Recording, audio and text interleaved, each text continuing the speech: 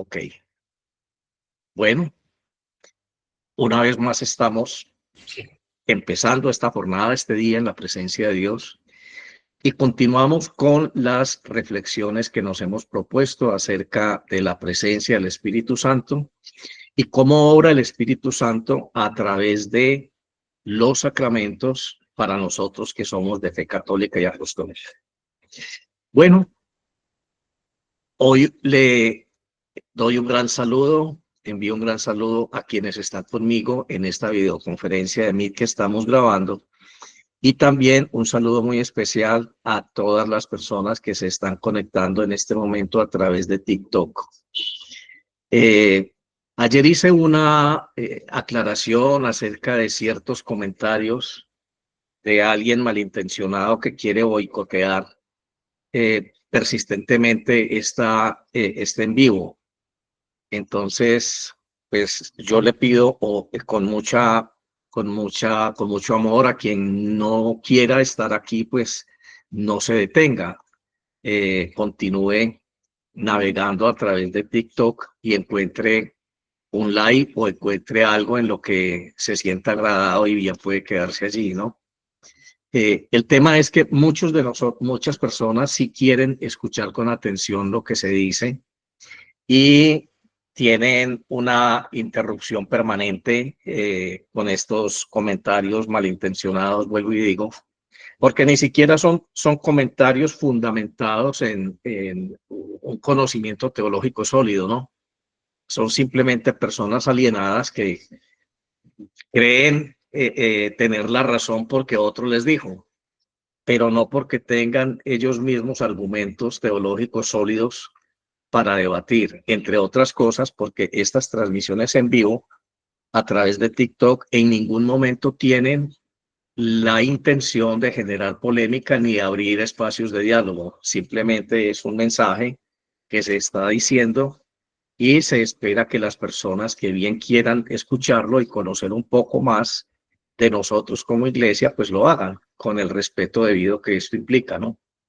Bueno, voy a continuar con el tema de ayer. Estábamos hablando de el matrimonio y decíamos, para resumir, dos cosas concretas. Digo dos por decir alguna cosa, ¿no? Pero algunas cosas concretas. Los ministros del sacramento son los cónyuges y el sacramento en sí mismo es un pacto, es una alianza. Es una alianza donde el hombre y la mujer se entregan y se reciben mutuamente. Esa entrega y ese recibirse se expresan a través de unos votos que generalmente en todas las tradiciones cristianas pues son prácticamente los mismos. En otras palabras, pues siempre van a decir lo mismo, van a transmitir la misma idea. Y eh, esos votos, una vez expresados desde la libertad del ser, son los que Dios bendice. Así que queda claro que Dios entrega una bendición especial y esa es la gracia del sacramento. Esta gracia es exclusiva para las personas que están contrayendo el matrimonio, donde él queda habilitado para donarse, entregarse en los términos en que prometió a su esposa y ella queda igualmente habilitada para hacer lo mismo respecto a su esposo. Decíamos que a partir de allí, cada uno debe tener muy claro que Dios bendijo al otro para que lo ame exactamente en las condiciones que lo expresó en el momento de ser bendecido, antes de ser bendecido, perdón, dentro del rito. Salir a buscar otras experiencias no tiene sentido, porque vas a estar buscando una compensación en un ser que no fue bendecido por Dios para ti. Esto es una cosa determinante en la moral y en la conducta de los cónyuges. Cuando los cónyuges empiezan a sentir fatiga en medio de la relación, es porque perdieron el norte, es porque esa opción de donarse al otro se terminó, se olvidó y empezaron a vivir una vida centrados en ellos mismos, donde la pretensión o el presupuesto es que el otro debe vivir para mí, el otro debe hacer lo que yo quiero, lo que a mí me parece y me debe hacer feliz. y les recuerdo a todos los que estén pasando por momentos difíciles en su vida matrimonial, que en ningún momento tu cónyuge prometió hacerte feliz. Simplemente dijo que te iba a acompañar en la salud, en la enfermedad, en lo bueno y en lo malo, hasta que la muerte los separe. El fin primordial del matrimonio es la familia. Dios dijo: crecer y multiplicaos cuando creó al hombre. Esa fue precisamente la orientación divina. El propósito de Dios se estableció allí. O sea que el matrimonio es un sacramento íntimamente ligado al concepto de familia. Esto abre una opción específica en términos de ministerio. Y decíamos que el hombre y la mujer deben tener vocación como hombres y mujeres de familia. Esta vocación nace del llamado de Dios a ejercer un ministerio en la familia. La familia es, a los ojos de Dios, algo muy preciado, al punto que se compara en la Sagrada Escritura la unión hipostática de Cristo con su iglesia con el matrimonio, la familia de Dios. Somos la familia de Dios. El término hermano dentro del argot religioso del Nuevo Testamento implica también la idea de familia. Somos una familia en Dios y eso lo sabemos todos. Así que el hecho de decirnos hermanos quiere decir que somos hijos de Dios y somos de la familia de Dios. Ese término familia entonces adquiere una connotación sagrada y los cónyuges deben tener esto muy claro en su formación espiritual y en su formación teológica, digámoslo, ¿no? No digamos catequesis, porque me parece una expresión bastante primaria, ¿no?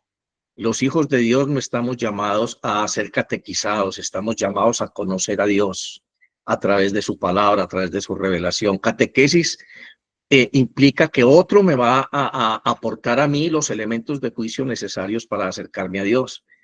Y pienso que si no nos apartamos de la doctrina apostólica, la Iglesia no tiene ninguna autoridad para esbozar ningún otro pensamiento ni idea diferente a lo que ya fue dicho y escrito por los apóstoles. Así que catequesis en lo personal me parece a mí un poquito alienante. Creo que el Espíritu Santo es suficiente para que a través de la comunidad de los hermanos, en mutuo amor, en coinonía perfecta dentro de la iglesia, mutuamente nos retroalimentemos de la experiencia de Dios a la luz de la Sagrada Escritura. Así que tener vocación para ser un hombre o una mujer de familia es fundamental. Hay personas que se casan sin tener vocación para hacer una familia. Terminan siendo responsables por impositivos morales de la sociedad, de la familia, terminan siendo buenos compañeros en el mejor de los casos y en la mayoría de los casos terminan discutiendo entre los cónyuges, se polarizan y quienes sufren las consecuencias de todas estas faltas de previsión son los hijos. La consecuencia la vemos a través de la historia. Cada vez tenemos una sociedad más descompuesta, cada vez tenemos más casos de soledad afectiva, cada vez tenemos más casos de depresión y opresión.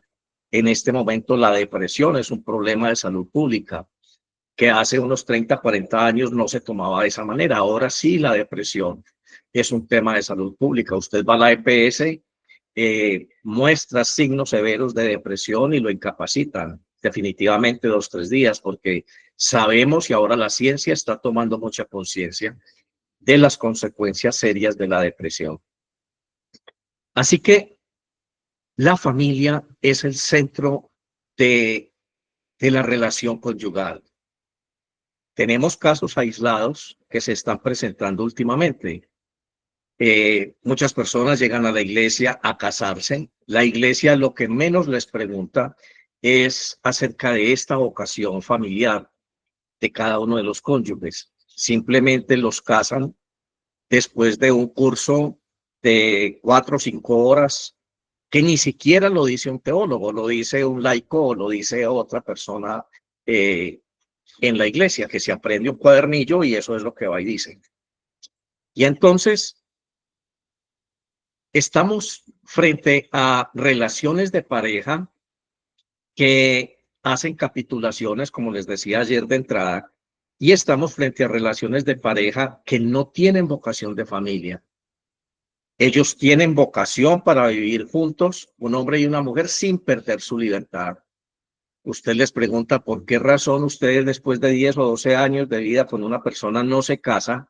No, es que yo no quiero perder mi libertad.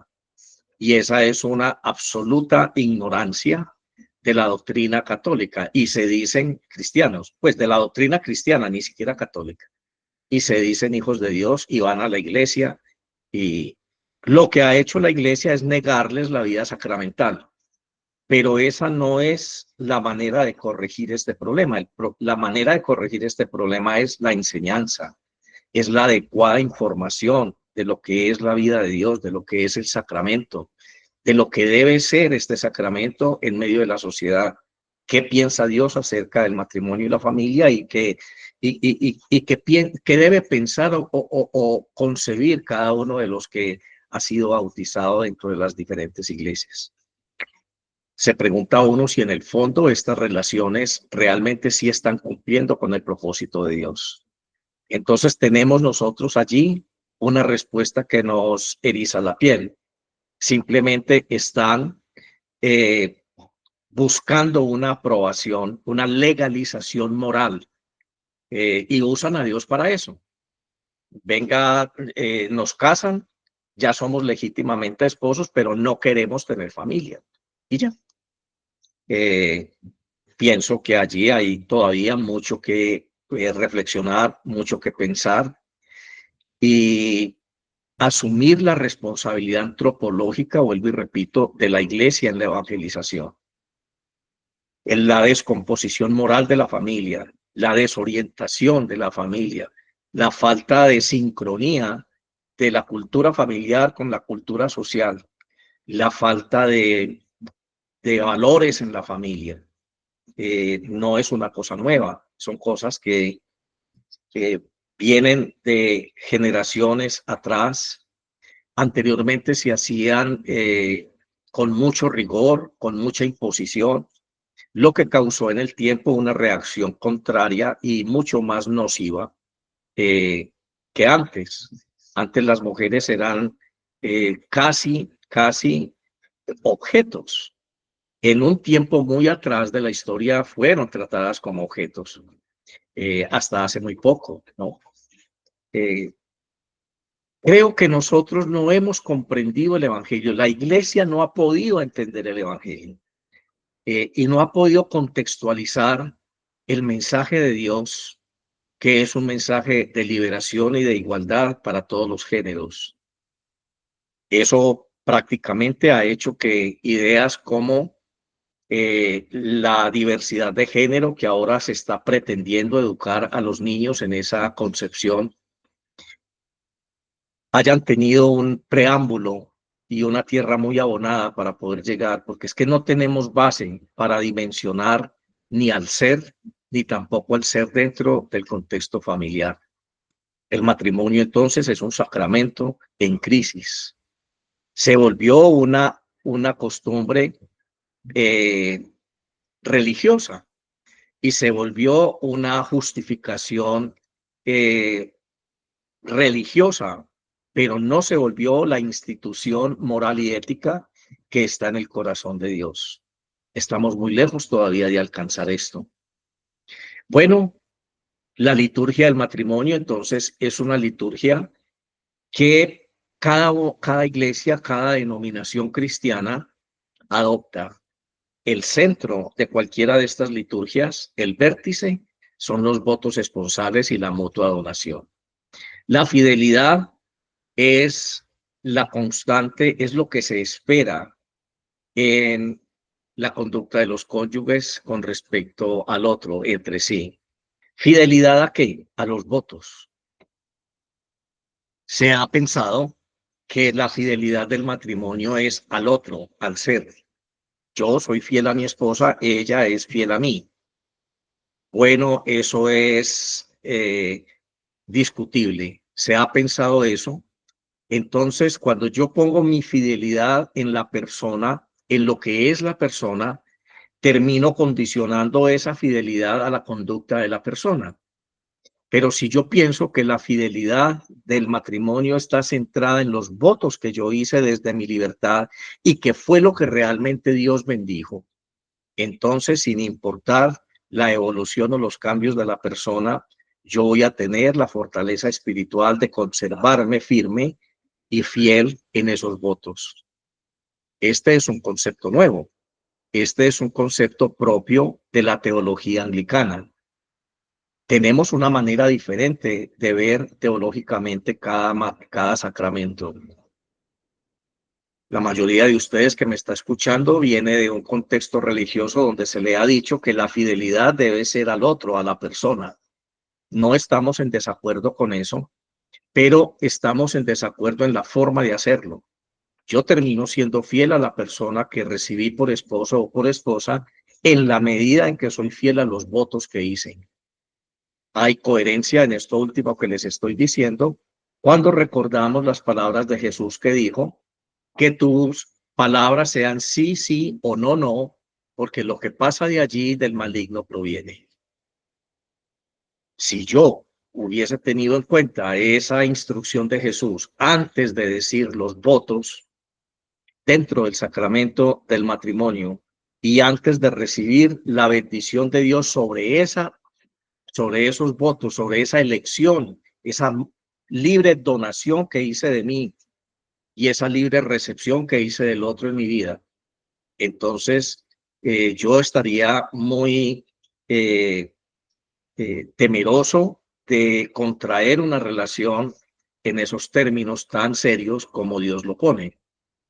Pero como nosotros hemos relativizado esto y hemos enseñado, o muchas veces les han enseñado a ustedes más bien, que la fidelidad es a la persona, ahí estamos equivocados. Como Cristo, perdón, como cristianos, nuestra fidelidad en primer lugar es a Dios. Amar a Dios sobre todas las cosas. Cuando yo soy fiel a Dios, yo escucho la palabra de Dios. Yo tengo en cuenta aquella instrucción de Jesús que dijo que tu palabra sea sí o no, porque lo que pasa de ahí del maligno proviene. Entonces yo no me voy a atrever a ir a un altar a ser el ministro de un sacramento donde yo voy a decir unos votos de consagración que luego van a ser bendecidos por Dios exclusivamente para que yo los pueda cumplir con respecto al otro. Así que mi fidelidad no necesariamente está enfocada en el otro. Mi fidelidad debe estar enfocada a los votos que yo proferí delante de Dios y que Él bendijo, que comprometen mi palabra en términos de sí o no, porque si me salgo de allí, entonces del maligno provino esos votos de supuesta fidelidad que yo dije en el matrimonio. Y en este momento yo quiero preguntarle como exorcista y en términos de liberación a todos los que están casados,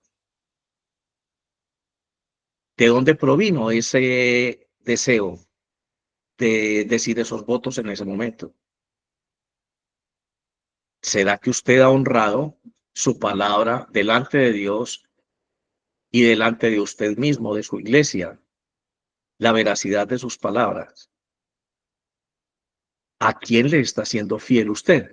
En el fondo, vemos un problema moral dentro de la iglesia y es que las personas solamente se están siendo fieles a sí mismos, pero no fieles a sí mismos en el sentido de respetar lo que dijeron y de ser coherentes con lo que dijeron cuando pronunciaron esos votos, sino que son fieles a sí mismos en el sentido egoísta de la palabra. Soy fiel a mi señorío sobre mí mismo, soy fiel a mi capricho, soy fiel a mi carácter arbitrario, soy fiel a mi egoísmo, soy fiel a la pretensión de que el mundo tiene que girar alrededor de mí, incluyendo a mi esposa, a mis papás, mis hijos, a todo el mundo. Estoy centrado en el trono de mi corazón. Soy fiel al pecado que hay en mí. Entonces se preguntan muchas personas por qué dentro del matrimonio hay tantos problemas? ¿Por qué en los hogares hay vidas espiritualmente descompuestas? ¿Por qué los hijos de ciertos matrimonios están viviendo una vida de maldición? Porque es que estar metido en drogas, estar metido bajo la influencia de sustancias alucinógenas, no es una vida en bendición. Pues la respuesta está en esto que les estoy diciendo. En vez de bendecir el estamento familiar, lo maldecimos por nuestra infidelidad. La infidelidad dentro del sacramento del matrimonio no necesariamente es ir a acostarme con otra persona. Esta es una consideración teológica mucho más de fondo, que se supone que debe estar siendo enseñada a las personas que van a contraer matrimonio, pero no nos interesa. Nos interesa seguir conservando el poder temporal, nos interesa seguir siendo reconocidos como vicarios de Cristo en la tierra y como dueños de la verdad. Nos interesa seguir siendo una iglesia-estado. La salud espiritual de la gente nos importa un comino. ¿Dónde está la responsabilidad de la iglesia en la descomposición familiar? Y estoy hablando de la iglesia en términos generales. ¿Dónde está el discurso del evangelio allí? ¿Cuál es el efecto del matrimonio? Porque es que predicamos del bautismo, porque es que predicamos que el bautismo santifica y consagra y que el bautismo trae ese tipo de gracia a la persona. Pues yo la quiero ver cuando ya está grandecito y se casó. Si eso fuera verdad, entonces, ¿por qué estamos como estamos? Nadie que se presenta delante de Dios sale igual a como entró. Eso es una palabra, una frase que yo siempre voy a estar repitiendo en mis alocuciones. Si realmente, si realmente usted asistió a la Eucaristía y como dice su iglesia, realmente usted ingirió a Cristo Jesús en cuerpo y sangre, o sea, casi que una actitud, ¿cómo se llama? Los que comen carne humana. Se me escapa el nombre en este momento. ¿Por qué no ha cambiado? ¿Por qué usted no ha comprendido mejor el mensaje de Dios? Entonces, ¿qué fue lo que usted consumió? ¿Para qué le sirvió eso? Creo que tenemos que salir de una visión conceptual y dogmática de nuestra relación con Dios a través de los sacramentos y entender que el primer sacramento delante de Dios soy yo mismo. Cada uno de nosotros es un sacramento vivo, porque estamos consagrados a Dios de nuestra libre voluntad. Esta es otra manera de vivir y conceptuar la fe católica. A partir de allí, yo les dejo este pensamiento en sus mentes. ¿Por qué no se dejan ayudar? ¿Por qué no nos contactan? ¿Por qué no empezamos a hablar delante de Dios sin tapujos y le mostramos a Dios juntos, tomados de la mano y en oración, tus problemas familiares? Él es Dios, Él les ama, Él puede cambiar las cosas que a nosotros se nos haría imposible, que ni siquiera nos imaginamos que Él puede cambiar. Por último, la gracia del sacramento confiere a los esposos la particularidad, la facultad divina de poder cumplir esos votos. Si la familia se descompuso, si el amor terminó, si la fidelidad nunca se hizo, no fue porque Dios no quiso, Él hizo su parte. Él te dio libertad, Él te hizo un ser emocional, Él te dio la facultad de elegir. Tú elegiste a quien amar, de quién enamorarte. ¿Por qué te enamoraste? Eso no lo va a determinar Dios. Eso sí es del resorte personal de cada uno. Vamos entonces con esta eh, breve síntesis a iniciar entonces. Hoy hablemos entonces, continuemos hablando del sacramento de la reconciliación. La reconciliación ha sido vista y enseñada desde la perspectiva de la iglesia tradicional como un acto jurídico. Es un juicio donde llega el penitente, el sacerdote es quien representa el poder de Dios, la presencia de Dios, entonces el penitente dice sus pecados y el sacerdote tiene dos opciones: o retiene los pecados o los absuelve. Y la fórmula absolutoria es: yo te absuelvo de todos tus pecados. Yo implica que el poder para perdonarlo tengo yo. Diferimos 100% de esa fórmula absolutoria y no quiero entrar en ese tipo de discusiones, pero sí quiero llamar la atención en el sentido que quien perdona es Dios, no la iglesia. Sí, algunos dirán, es que Dios le dio la autoridad a la iglesia para retener pecados o para liberar. Sí, pero yo también le puedo responder que ese ejemplo lo dio Pablo cuando una persona dentro de la comunidad eclesial a la que él se dirigía se estaba acostando, tenía sexo con la esposa del papá. Y era un acto moralmente reprobable, y Pablo le ordenó a los ancianos de la iglesia, a los sacerdotes: aléjenlo, sepárenlo de la comunión de la iglesia hasta que él corrija esa conducta y se arrepienta. Luego, más adelante, el apóstol Pablo vuelve y se dirige a estos líderes de la iglesia y les dice, tienen que tratar de volver a ganar a esta persona para el seno de la iglesia. Es en ese sentido que la iglesia asume una autoridad pedagógica y de corrección, porque si nosotros vamos a ser literales y si nosotros vamos a ser estrictos en aquello de retener los pecados o no, entonces el día que nosotros retengamos los pecados, invalidamos el sacrificio de Cristo en la cruz. Le negamos todo sentido al sacrificio de Cristo en la cruz. Él murió por el perdón de los pecados. Así que me parece que algunas posturas tan legalistas simplemente están apuntando a afianzar el poder temporal de una institución religiosa en la tierra. Son puntos de vista. Así piensa su iglesia, así pensamos en la nuestra. Aquí simplemente nos estamos conociendo, aquí simplemente estamos compartiendo puntos de vista. Pero creo que nos estamos enriqueciendo teológicamente en este sentido. Así que la reconciliación no necesariamente es un juicio, pero sí es un adelanto al juicio. Cuando usted conoce el sentido profundo de la vida de Cristo, cuando usted encuentra que el sacrificio de Cristo en la cruz fue de hecho liberador, que allí se condenó el pecado de toda la humanidad, entonces el Espíritu Santo está en usted operando tres cosas: la conciencia de pecado, de juicio, eh, eh, y de pecado, de justicia y de juicio, perdón.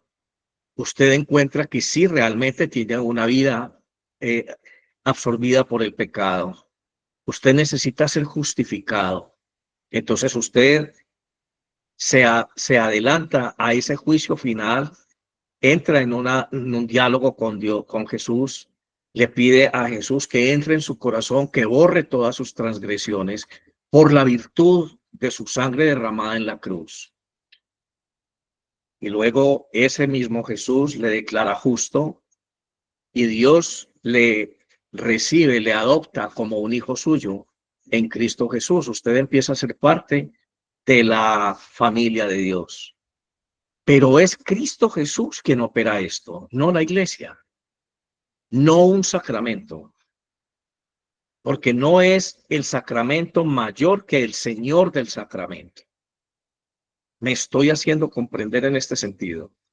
No es el rito, es Cristo Jesús, porque Cristo Jesús está vivo. Recuerde que la doctrina apostólica nos dice que Él resucitó de entre los muertos y hoy está sentado a la diestra del Padre, y nos enseña el Evangelio que Él es nuestro abogado. Abogado tenemos para con el Padre a Jesucristo el justo. En ese momento que usted está entrando en este diálogo de reconciliación con Cristo, después de haber descubierto lo que Él hizo en la cruz y después de haberlo entendido, Él está abogando por usted delante del Padre. El sacramento es simplemente una expresión, vuelvo y lo digo, una expresión sacramental, simbólica, que no reviste ninguna autoridad, sino que reviste más bien el reconocimiento de la bondad y del amor de Cristo. El penitente se arrodilla, no ve en el sacerdote un ser humano. Allí está representada la iglesia. El sacerdote está revestido con su alba y su estola. El sacerdote fue consagrado como ministro del evangelio. Está consagrado a Cristo. Y así como en la Eucaristía, el sacerdote en el momento en que proclama el evangelio está revestido en persona Christi. Asimismo, en el sacramento de la reconciliación, el penitente debe reconocer a la persona de Cristo en el confesor. En la iglesia tradicional, esta es la única manera de reconciliarse con Dios. Desde la perspectiva nuestra, no necesariamente. Porque si yo como sacerdote le digo a usted cuando tiene un problema, cuando usted tiene una dificultad, ore a Dios para que Dios le escuche y le sea propicio en su dificultad. Le estoy diciendo que Dios escucha su oración. Pero cuando usted hace una oración de arrepentimiento, yo no tengo autoridad para decirle que Dios no le escuchó, porque Dios es omnipresente. ¿Con qué argumento le digo yo no lo escuchó Dios y no lo perdonó? No puedo hacer eso. Legalmente no puedo hacer eso. Así que nosotros en la Iglesia Anglicana recomendamos la confesión auricular cuando usted en conciencia necesite el auxilio de la Iglesia. Cuando usted esté atravesando periodos largos de culpa, porque no siente que hay perdón de Dios en su vida. Cuando usted necesite restaurar su alma y su espíritu por las consecuencias del pecado que ya cometió. En este instante les voy a pedir excusas por la bulla que hay afuera. Está pasando el carro recolector de basura y entonces hacen un escándalo horrible, pero por favor excúsenme. Así que esta es otra visión de la reconciliación. Usted puede llegar a la mesa del Señor a comulgar, a recibir la presencia real de Cristo Jesús en las especies del pan y el vino, desde la libertad de su conciencia. Un aspecto de la vida del ser donde la iglesia no puede penetrar. La iglesia no tiene la autoridad para entrar e invadir el fuero interno de las personas. Ni siquiera Dios lo hace. Porque el cielo no te puede obligar a hacer el bien y el infierno te puede obligar a hacer el mal. Cada uno de nosotros está obligado a escuchar la dirección apostólica en ese sentido. Entonces se supone que cada uno de nosotros debió haber leído la carta a los Corintios en el capítulo 11 que está advirtiendo acerca de la debida manera de llegar y acercarse a la cena del Señor.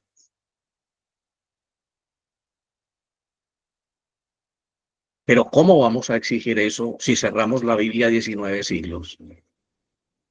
¿Cómo podemos esperar que la gente conozca la Escritura si cuando en el Concilio Vaticano II ellos dijeron, hoy sí, la estábamos embarrando, ahora sí dejemos que la gente traduzca la Biblia a sus idiomas vernáculos? ¿Ya para qué? Ya habían 19 siglos de aversión y de mitos con respecto a la Escritura. O levante la mano el que no escuchó en algún momento que decía que el que lee la Biblia se enloquece. Dios nos perdone, hombre. Dios nos perdone. Honestamente, Dios nos perdone. Yo les pido perdón a ustedes por la iglesia en general, porque no escuchamos a Dios, porque no supimos ser humildes delante de Dios, porque no supimos aceptar nuestro papel en el plan de salvación de Dios, porque nos apoderamos de Él, de su palabra, de su verdad y de sus hijos. De verdad, perdónennos. No sé si algún día la iglesia va a poder llegar a entender el daño que ha hecho tan grande con una educación teológica y con una educación cristiana tan deficiente. Y cuando la hacen sesgada, la hacen de cara a defender su institucionalidad y no el carácter de Dios. La iglesia no está llamada a ser una ONG, una institución de obras de caridad. La iglesia no está llamada a estar interviniendo en procesos políticos de los pueblos, no. La iglesia no está llamada a ser una, ¿qué les digo yo? Bueno, no tengo como que otra cosa decirles al respecto, pero la iglesia sí tiene una misión y es establecer el carácter santo de Dios en el corazón del pueblo.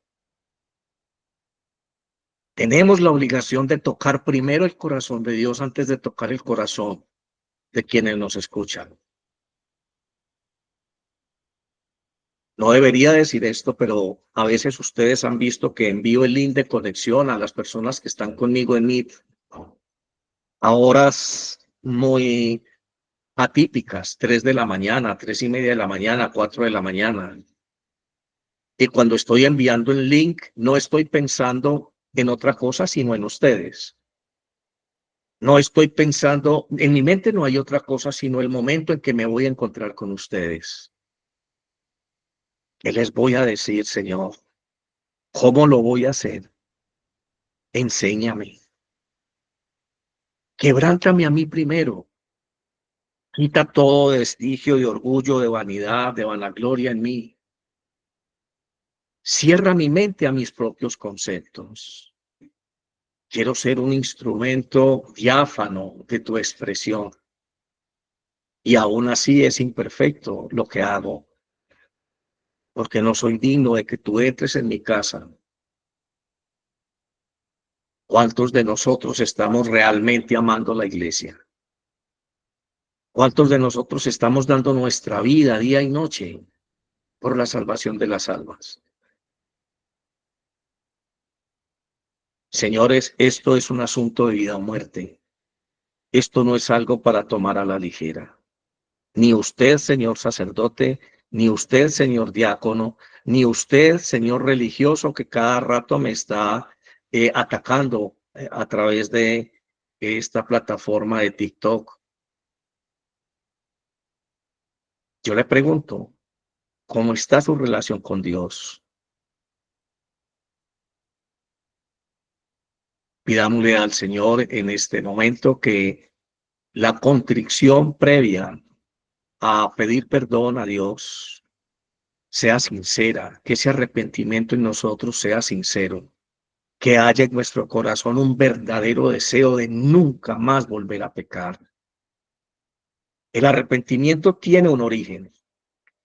Cuando yo me arrepiento de haber hecho un mal negocio fue porque perdí mucha plata. Y yo digo, nunca más voy a volver a hacer una tontería de esas. Cada vez que usted se arrepintió en su pasado, ¿usted realmente sí sabía de qué manera eso le afectó su relación con Dios y su vida espiritual? ¿O simplemente lo hizo porque dicen que eso es pecado, dicen que yo no lo debo hacer y simplemente ya porque dicen, entonces yo me arrepiento? Dios mío, vivimos el siglo XXI. Dios necesita adoradores en espíritu y en verdad. ¿Qué motivó tu arrepentimiento? Y si no hay un adecuado discernimiento del por qué me arrepiento, entonces nunca voy a poder tener un arrepentimiento en el tiempo, porque no va a haber memoria en mí del daño que me hizo esa conducta. Por eso es que yo vuelvo y recaigo, y vuelvo y recaigo, y vuelvo y recaigo, porque no tengo conciencia del mal que me estoy haciendo. Le estoy hablando a un Dios hipotético, pero no le estoy hablando al Dios real, al Dios que está vivo. Cuánto daño nos han hecho, idealizándonos a Dios. Cuánto nos hizo falta en esta humanidad que nos hablaran de un Dios real, de un Dios que está vivo, de un Dios que te puede escuchar, que te puede hablar. Vamos a orar, Padre, en el nombre de Jesús. Te pedimos perdón como iglesia por nuestros errores. Reprendemos a Satanás, Señor, influenciando tu iglesia, a los líderes de tu iglesia. Padre, te pedimos que nos prepares, porque ya lo dijiste a través de Jesús en el Evangelio, algún día va a ser el tiempo de la siega y tus trabajadores, tus ángeles van a estar separando la buena semilla, la buena cosecha de la cizaña. ¿Cuánta cizaña hay en nuestro corazón, Señor? Muéstranos, Padre Santo, la salud espiritual que tenemos. Permítenos conectarnos con tu espíritu. Como el enfermo en la unidad de cuidados intensivos se conecta a las máquinas para poder saber cuál es el pulso, el grado de oxigenación, cómo está nuestra presión arterial, figurativamente hablando. Tú conoces, Señor, nuestro corazón. Tú conoces nuestro matrimonio, los votos que hicimos. También conoces nuestros pecados y la forma en que nos hemos arrepentido. Hoy necesitamos tu presencia, Señor. Hoy necesitamos ser tocados por ti.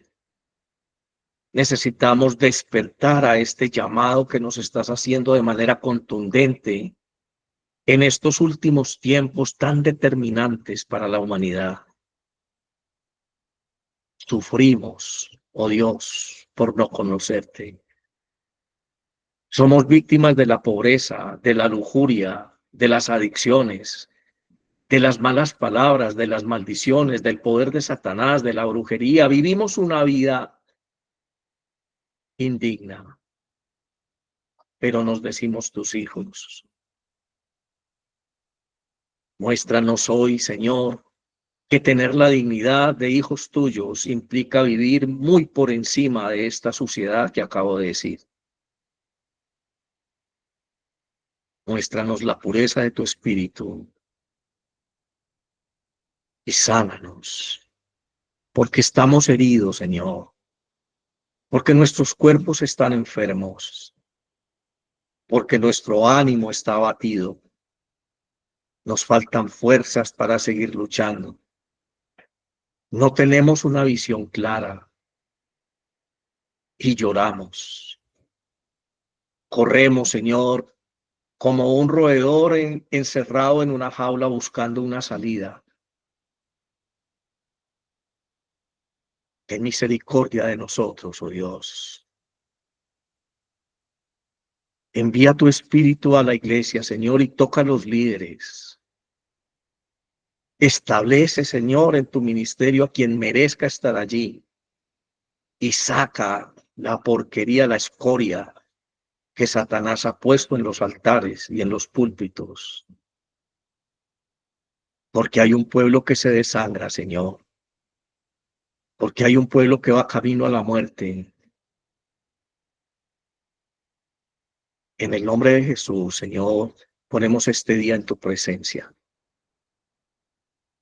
Gracias por escucharnos, Señor. Amén y amén. Dios les bendiga. Gracias por este Amén. espacio que compartieron conmigo y que Dios les siga bendiciendo. Un abrazo para todos. Así sea, Amén, Padre, que Padre. Dios lo Amén, Padre, bendiga. para usted también. Bendiciones. Amén, Padre. Muchas bendiciones. Ok, chao. Gracias, Padre, Dios lo bendiga. Amén, hasta luego.